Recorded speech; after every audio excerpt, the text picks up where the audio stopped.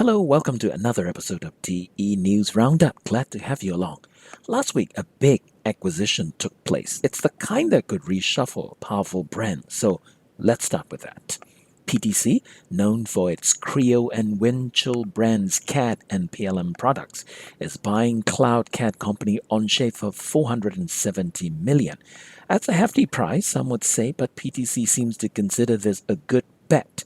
In the press briefing, PTC CEO Jim Happelmann calls Onshape the growth engine, and PTC wants to be the big brother that will bring lots of resources to bear. Onshape works like familiar CAD programs such as SolidWorks or Inventor, but it's CAD for the era of SaaS. It runs entirely from a browser without a local installation, as software as service products usually do. You get your credentials, you signed in, and you are in your online workspace for Onshape.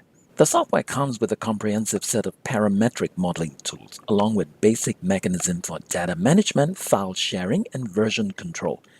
What it currently doesn't have, like simulation or rendering, for example, Onshape's partner network provides plugins to address them. PTC's own products, Creo and Windchill, are from the desktop workstation era. As such, they are not architected for running in the cloud. By contrast, Onshape is written to run in the cloud from the ground up.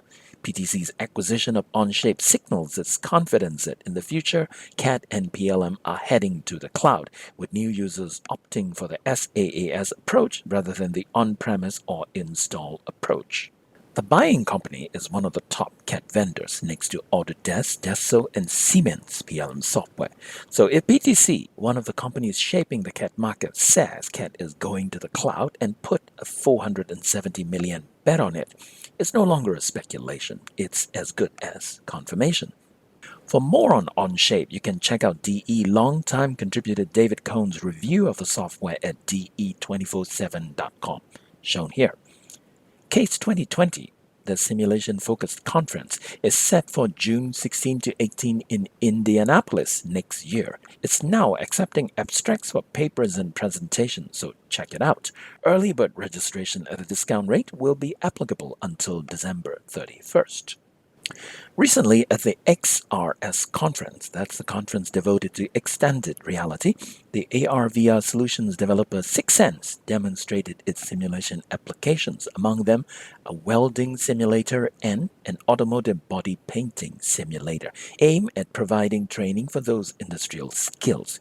What is noteworthy is the system uses not just immersive visuals but also physical props, weld guns and spray paint guns that reflect how these operations will be done in real-world settings.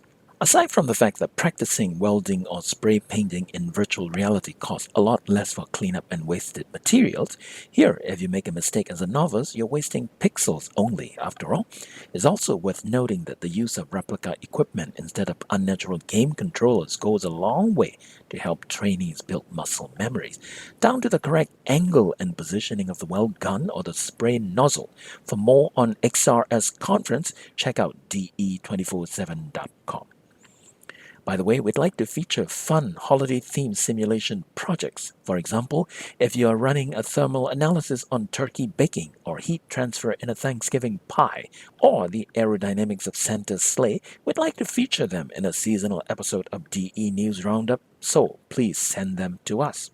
For more engineering-related news and articles, check out DE247, that's digitalengineering247.com. And also subscribe to our YouTube channel called DE Streaming. Thanks for watching. This is Kenneth Wong. See you next time.